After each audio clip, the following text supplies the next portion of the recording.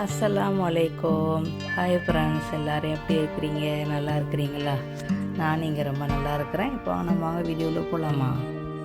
First என்ன பார்க்க போகிறோம் அப்படின்னா, நம்ம வந்து கேழ்வரகு மாவு வந்து ஒரு கப் எடுத்துருக்குறோம். இது வந்து புட்டு தாப்பா செய்ய போகிறோம். புட்டு நல்லா கம்மாமன்னு உங்களுக்கு வாசமாக வேணும் அப்படின்னா இந்த மாவை என்ன செய்யுங்க, இதே குவாலியில் வச்சு லேசாக வறுத்துக்கிறங்க. லைட்டாக வறுத்து அந்த வாசம் வரணும். மாவு வந்து கருகிடக்கூடாது, அந்த அளவுக்கு லைட்டாக வறுத்துக்கிறங்க. அதுக்கப்புறம் ஒரு டம்ளரில் கொஞ்சமாக உப்பு போட்டு தண்ணி ஊற்றிக்கிறங்க. ஊற்றி அந்த மாவு வந்து என்ன செய்யுங்க, நல்லா தண்ணியை தெளிச்சு விட்டு பிணைங்க. இது 2 பேருக்குள்ளே புட்டு. நீங்கள் 2 டம்ளர் போட்டிங்கன்னா இதை தாராளமாக 4 பேர் சாப்பிட்லாம். நீங்கள் காலைல டிஃபனாகவும் கொடுக்கலாம், ஈவினிங்காக சாயங்காலத்துக்கும் நீங்கள் வந்து செஞ்சு கொடுக்கலாம். உங்கள் குழந்தைகளுக்கு எப்படி விரும்புகிறாங்களோ அப்படி நீங்கள் செஞ்சு கொடுங்க. இது ரொம்ப ஒரு ஈஸி தான். அப்புறம் என்ன செய்யுங்க, நல்லா பிணைஞ்சிட்டு அந்த புட்டு மாவை என்ன செய்யுங்க, அப்படியே புட்டுச்சு அப்படியே மூடி வச்சுருங்க கொஞ்ச நேரம். ஒரு 5 நிமிஷம் அது அப்படியே இருக்கட்டும். அதுக்கப்புறம் நம்ம வந்து தூள் ஆக்கிடலாம். அதோட மூடி எடுத்து கையை வச்சு நல்லா உதிரியாக ஆக்கி விடுங்க. ரவை மாதிரி அவ்வாடு புழுன்னு அழகாக கொட்டிடுவாங்க.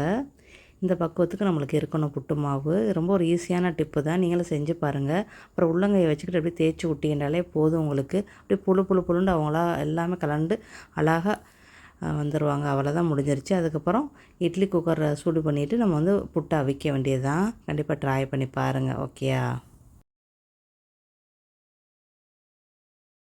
இந்த புட்டில் நீங்கள் வந்து இனிப்பு புட்டு வேணும் அப்படின்னா நீங்கள் வந்து கோகோனட்டும் சீனியும் போட்டு நாட்டு சர்க்கரையும் போட்டு மிக்ஸ் பண்ணி நீங்கள் சாப்பிட்லாம். அதுவே நீங்கள் வந்து இல்லை உங்களுக்கு காரா புட்டு வேணும் அப்படின்னா நீங்கள் தாளித்து இதை வந்து மிக்ஸ் பண்ணி நீங்கள் சாப்பிட்லாம். சாயங்காலம் நேரத்தில் இந்த மாதிரி ஹெல்த்தியான ஒரு டிஷ்ஷை நீங்கள் செஞ்சு வச்சுட்டீங்கன்னா ஸ்கூல் விட்டு வர குழந்தைகள் விரும்பி சாப்பிடுவாங்க. இந்த புட்டை வந்து கொஞ்சம் அழகுப்படுத்தணும் அப்படின்னா ஒரு டம்ளர் மட்டும் எடுத்துக்கிறேங்க. எடுத்து கோகோனட்டை வந்து கீழே வைங்க. அப்புறம் நாட்டு சர்க்கரையை உள்ளுக்குள்ளே வைங்க. நான் வந்து ப்ரௌன் சுகர் தான் வச்சுருக்கேன், எனக்கு நாட்டு சர்க்கரை இங்கே கிடைக்கல. அப்புறம் வந்து புட்டு நம்ம அவிச்ச புட்டை வந்து ஒரு 3 கரண்டி, சட்னி கரண்டியில் 3 கரண்டியை வச்சு நல்லா அழுத்தம் கொடுங்க. கொஞ்சம் அழுத்தம் கொடுத்துட்டு மறுபடியும் ஒரு ஸ்பூன் அளவுக்கு கோகோனட்டை போடுங்க. போட்டுட்டு ஒரு 1/4 ஸ்பூனு இல்லை ஒரு 1/2 ஸ்பூன் அளவுக்கு இனிப்பை போடுங்க. அதுக்கப்புறம் மறுபடியும் புட்டை வந்து நீங்கள் அதில் வைங்க. வச்சு அப்படியே கவுத்துனீங்கன்னா பார்க்கவே ரொம்ப அழகாக இருக்கும். கண்டிப்பாக இந்த டிப்பை நீங்கள் ஃபாலோ பண்ணி செஞ்சு பாருங்களேன்.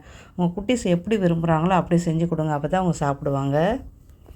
நம்ம பிள்ளைங்களுக்கு வந்து சிறு வயசுலேயே பழக்கிட்டோம்னா ரொம்ப ரொம்ப நல்லது. இப்போ நாளைக்கு நீங்கள் என்ன சமைக்க போகிறீங்களோ இன்றைக்கி ஈவினிங்க்கே நீங்கள் வந்து அந்த என்ன செய்ய போகிறீங்களோ அதை க்ளீன் பண்ணி வச்சுட்டிங்கன்னா உங்களுக்கு ஈஸியாக இருக்கும். நான் நாளைக்கு வந்து இறால் சமைக்க போகிறேன். அதனால் நான் வந்து இன்றைக்கி இதை வந்து க்ளீன் பண்ணி நான் வந்து வச்சு டப்பாவில் போட்டு வச்சுருவேன். ஜில்லரில் வச்சோம் அப்படின்னா கடலை எடுத்து போட்டு சமைக்கிறதுக்கு நம்மளுக்கு ரொம்ப ஈஸியாகவே இருக்கும். கடலை நம்மளுக்கு டென்ஷனே கிடையாது. கண்டிப்பாக ட்ரை பண்ணி பாருங்கள். எப்போவுமே பால் ஜாமான் நம்ம யூஸ் பண்ணல ஒரு பிளாஸ்டிக் பேக்கில் கட்டி டஸ்ட்பினில் வச்சுருங்க. அப்போ தான் உங்களுக்கு வந்து அந்த துர்நாற்றம் வராது, தொல்லையும் உங்கள் வீட்டில் இருக்காது. ஹெல்த்தியான கீரை பார்க்கலாமா? புளிச்சக்கீரை ஒரு கட்டு உள்ள கீரையை நல்லா ஆஞ்சு வச்சுருக்கிறேன். இதில் வந்து ஒரு கத்திரிக்காய், மீடியம் சைஸில் ஒரு கத்திரிக்காய், ஒரு தக்காளி, 2 பச்சை மிளகா, ஒரு 4 சின்ன வெங்காயம், 4 பல் பூண்டு அதை நான் போட்டிருக்கிறேன். நீங்கள் பச்சை மிளகா வேண்டாம் கூடுதலாக போட்டுக்கிறங்க. இதை வந்து லேசாக எண்ணெயே இல்லாமல் லேசாக வதக்கிக்கிறங்க.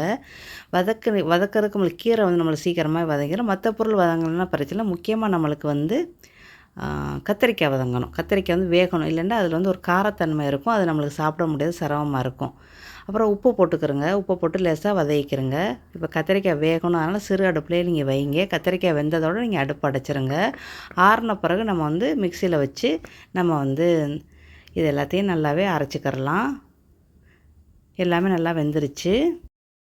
கொஞ்சோண்டு புளி வைங்க, உப்பு கொஞ்சம் போடுங்க. அப்புறம் உப்பு பத்தலைன்னா நம்ம போட்டுக்கரலாம். அரை நெல்லிக்காய் சைஸ்க்குள்ளே புளியை வச்சிங்கன்னா போதும். அதுக்கப்புறம் நீங்கள் வந்து மிக்சியில் வந்து ஒரு 4 சுற்றினாலே உங்களுக்கு நல்லா ஒரு கீரை தொக்கு வந்துடும்.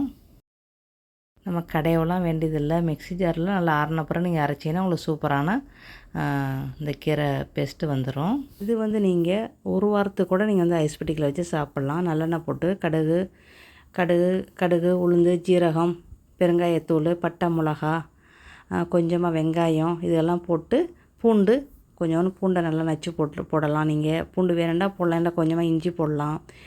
அதெல்லாம் போட்டு லேசாக வதக்கிட்டு நம்ம அரைச்சி வச்ச பேஸ்ட்டை வந்து அதில் போடுங்க. அடுப்பு வந்து சிறு அடுப்பில் தான் இருக்குது. உப்பு பத்தலை, உப்பு போட்டுக்கிறோங்க. அவ்வளோ நல்லா மிக்ஸ் பண்ணி நல்லா கிண்டி எடுத்துருங்களேன். முடிஞ்சிருச்சு. இது வெள்ளை சாதத்தோட சாப்பிட்றதுக்கு அவ்வளோ நல்லாயிருக்கும். தோசையோட இட்லியோடலாம் சாப்பிட்றதுக்கு ரொம்ப நல்லாயிருக்கும். இது ரொம்ப உடம்புக்கு ரொம்ப ஆரோக்கியம். நம்ம குடலை சுத்தம் பண்ணக்கூடிய தன்மை இந்த புளிச்சக்கீரைக்கு இருக்குது. வந்து நீங்கள் வாரத்துக்கு ஒரு முறை செஞ்சு சாப்பிடுங்க, உடம்புக்கு ரொம்ப நல்லது. இறால் கிரேவி செய்யும்போது மஞ்சத்தூள், மிளகாத்தூள், வெங்காயம், பூண்டு, தக்காளி எல்லாம் போட்டு செய்வீங்க. இதில் நீங்கள் வந்து மீன் மசாலா தூள் வந்து 1 ஸ்பூன் அளவுக்கு நீங்கள் போடுங்க. உருளைக்கிழங்கு வேகத்தொட்டிக்கு இந்த மசாலா வந்து வேகட்டும். உங்களுக்கு உருளைக்கிழங்கு போட்டிங்க அப்படின்னா, இறாலை வந்து கடைசியில் உருளைக்கிழங்கு வெந்த பிறகு தான் நீங்கள் வந்து இறாலை போடணும். இறால் வந்து நம்மளுக்கு ரொம்ப நேரம் வேகக்கூடாது. இறால் ரொம்ப நேரம் வெந்துச்சு அப்படின்னா, உங்களுக்கு வந்து அப்படியே லப்பர் மாதிரி இருக்கும். இப்போ நீங்கள் இறாலை போட்டுட்டு மூடி போட்டு சிறு அடுப்பில் வைங்க. அந்த வாசம் அப்படியே வீடு ஃபுல்லாக உங்களுக்கு வரும். நீங்கள் இறால் எடுத்து பார்த்தீங்கன்னா, அவ்வளோ அந்த அந்த கிரேவியும் ரொம்ப நல்லாயிருக்கும். இறாலும் உங்களுக்கு லப்பர் மாதிரி ஆகாது. அதில் இறால் வந்து உங்களுக்கு ஒரு 5 நிமிஷம் குக் ஆனாவே போதும். ஆனால் சிறு அடுப்புலேயே வச்சு குக் பண்ணிங்கன்னா, அந்த இறாலுடைய சாறு ஃபுல்லாக அந்த குழம்புக்கு இறங்கையில உங்களுக்கு ரொம்ப சூப்பராக இருக்கும். கண்டிப்பாக ட்ரை பண்ணி பாருங்கள். இன்றைக்கி நம்ம வீட்டிலே ஒரு ஹெல்த்தியான கரம் மசாலா செய்ய போகிறோம். நான் வந்து சும்மா ஒரு 3 பொருளை மட்டும் வச்சு கரம் மசாலா செய்ய மாட்டேன். கொஞ்சம் கூடுதலான பொருளை போட்டு செய்வேன். நம்ம கரம் மசாலா வந்து நம்மளுக்கு பிரியாணி மற்ற எல்லா ரெசிபிக்கும் நல்லாயிருக்கும். கொஞ்சோண்டு நீங்கள் தூவி விட்டாலே அந்த அந்த ரெசிபி உங்களுக்கு நல்லா கம்மாமன்னு மணக்கும். கண்டிப்பாக நீங்களும் ட்ரை பண்ணி பாருங்கள் இந்த கரம் மசாலாவை. சரியா? அதுக்குள்ளே பொருள் என்னென்னு நான் உங்களுக்கு அளவு சொல்கிறேன். பார்த்து செஞ்சுக்கிறேங்க. கரம் மசாலா அளவு வந்து கொத்தமல்லியும் ஜீரகமும் ஒரே அளவு எடுத்துக்கிறோங்க. 1 கப்புன்னா 2 ஒரே கப் எடுத்துக்கிறோங்க.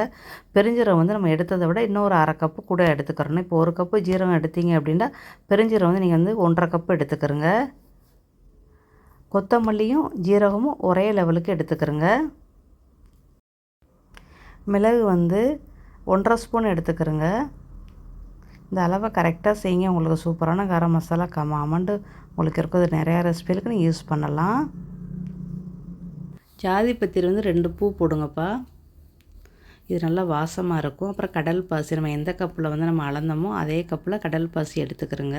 ஜீரகம் கொத்தமல்லிலாம் அளந்தோம்ல அதே கப்பில் எடுத்துக்கிறோங்க கடல் பாசி. ஏலக்காய் வந்து 1 ஸ்பூன் எடுத்துக்கிறோங்க. இல்லைன்னா கடல் பாசி வந்து நீங்கள் வந்து ஒரு 3 ஸ்பூன் அளவுக்கு போடுங்க. அப்புறம் மராத்தி மொட்டு 3 போடுங்க. கருப்பு ஏலக்காய் இருந்தால் கூட ஒரு 4-5 போடுங்க, அதுவும் நல்லாயிருக்கும். பட்டை வந்து ஒரு பிடி அளவுக்கு போடுங்க. சுருள் பட்டையாக இருந்தால் 2 பட்டை போடுங்க. அதுக்கப்புறம் கிராம்பு வந்து 1 ஸ்பூன் அளவுக்கு போடுங்க. ஒரு 20லேருந்து 25 கிராம்பு போடுங்க. அன்னாசி பூ வந்து 1 ஸ்பூன் அளவுக்கு போடுங்க. ஒரு 4 பூ 5 பூ போடுங்க, கரெக்டாக வரும். அதோட ஜாதிக்காய் வந்து உடைச்சிங்கன்னா உங்களுக்கு இப்படி இருக்கும். அதுலேருந்து ஒரு பாதி இல்லைன்னா கால்வாசி போடுங்க போதும். இது எல்லா வகையான பிரியாணிகளுக்கும் நீங்கள் இந்த மசாலாவை யூஸ் பண்ணலாம். நல்லா கம்மாமன்னு உங்களுக்கு வாசமாக இருக்கும். கண்டிப்பாக இந்த ஒரு தடவைக்காவது இந்த மாதிரி கரம் மசாலாவை நீங்கள் செஞ்சு பார்த்துட்டு உங்கள் ஃபீட்பேக்கை சொல்லுங்கள். உங்களுக்கு வெயில் இருந்துச்சுன்னா நீங்கள் இதை வறுக்க வேண்டாம். வெயிலில் வந்து 1 மணி நேரத்துக்கு நல்லா எல்லாத்தையும் மிக்ஸ் பண்ணி தட்டில் போட்டு வச்சுருங்க. 1 மணி நேரம் 1.5 மணி நேரம் வச்சுட்டு நீங்கள் எடுத்து நீங்கள் வந்து மிக்சியில் அரைச்சிக்கிறலாம். நம்மளுக்கு வெயில் இல்லாதனால நான் வந்து அடுப்பில் வச்சு லேசாக சூடு கட்டுறேன், அவ்வளோதான். அப்போ தான் நம்ம மிக்சியில் அரைக்கும் போது நம்மளுக்கு நல்லா சூப்பராக நல்லா பவுட்ரு நல்லாவே வரும். இப்போ நம்ம லேசாக ஆறட்டும். வெதுவெதுப்பு அரைக்கலே நான் எப்போவுமே எல்லா பொருளுமே லேசாக வெதுவெதுப்பு அரைக்கலே நான் அரைச்சிருவேன். ஏன்னா எனக்கு அப்போ தான் நம்மளுக்கு அப்போ தான் நல்லா சீக்கிரமாக அந்த பவுட்ரு வந்து நல்லா சீக்கிரமாக தூள்கள் வரும். இப்போ மிக்சியில் போட்டு அரைச்சிருங்க. அரைச்சி ஒரு பேப்பரில் கொட்டி ஆறுன அப்புறம் ஒரு பாட்டிலில் போட்டு வச்சுக்கிறோங்க. இது எல்லா வகையான ரெசிபிகளுக்கும் நீங்கள் போடலாம். கரம் மசாலா, பிரியாணி தூள் எதுக்கு நீங்கள் போடுறீங்களோ எல்லாத்துக்கும் இது போடலாம். இது கரம் மசாலாவும் யூஸ் பண்ணிக்கலாம், பிரியாணி தூளாகவும் நீங்கள் யூஸ் பண்ணிக்கலாம். ரொம்ப ஒரு சூப்பரான டிஷ் இது. ஒரு நாளைக்கு பிரியாணி செஞ்சு பாருங்கள். கண்டிப்பாக உங்களுக்கு டேஸ்ட் நல்லாவே இருக்கும். அப்புறம் கரம் மசாலாவுக்கு நீங்கள் என்னென்ன எந்தெந்த ரெசிபியில் கரம் மசாலா போடுவீங்களோ எல்லாத்துக்கும் நீங்கள் போடலாம். இது நம்ம வீட்டிலே செஞ்சுக்கலாம். கடையில் நம்ம வாங்க வேண்டிய அவசியம் கிடையாது. நம்ம வந்து கரம் மசாலா வந்து நம்ம வீட்டிலே செஞ்சோம்னா அது நல்ல ஒரு ஹெல்த்தியும் கூட. நம்மளே வாங்கி நம்மளே வந்து அதை க்ளீன் பண்ணி நம்ம அரைக்கும்போது நம்மளுக்கு ஒரு திருப்தி இருக்கும். அதுக்கு தான். அப்புறம் நல்லா நல்லா ஆறின பிறகு ஒரு கல் பட்டலில் போட்டு வச்சுக்கிறோங்கப்பா. நீங்கள் ரொம்ப நாள் யூஸ் பண்ணுறீங்க அப்படின்னா நீங்கள் பேசாமல் நீங்கள் ஐஸ் பெட்டிக்கில் வச்சிடலாம் 1 வருஷம் வரைக்குமே. ஏன்னா நான் வெளியவே தான் வைப்பேன். எனக்கு இந்த கரம் மசாலா வந்து சில நேரத்தில் 1 மாதத்தில் முடிஞ்சிடும். சில நேரத்தில் எனக்கு வந்து 3 மாதம் வரைக்கும் எனக்கு வரும் இது. சரியா? இந்த மாதிரி தான் நான் வந்து செஞ்சு வச்சுக்கிறது. நீங்கள் உங்களுக்கு இது பயனுள்ள டிப்பாக இருந்துச்சுன்னா நீங்களும் இதே மாதிரி செஞ்சு வச்சுக்கிறோங்க. இன்றைக்கி நம்ம பார்த்த சமையல் குறிப்பில் உங்களுக்கு எது பயனுள்ளதாக இருக்குது, எது நீங்கள் செய்வீங்க அடிக்கடி அப்படின்னு கமெண்ட் பண்ணுங்கள். உங்களுக்கு ரொம்ப ஒரு பயனுள்ளதாக இருந்துச்சு அப்படின்னா இந்த வீடியோக்கு ஒரு லைக் பண்ணுங்கள். ஓகே, அடுத்த பதிவில் சந்திக்கலாமா? வாழ்க வளமுடன்.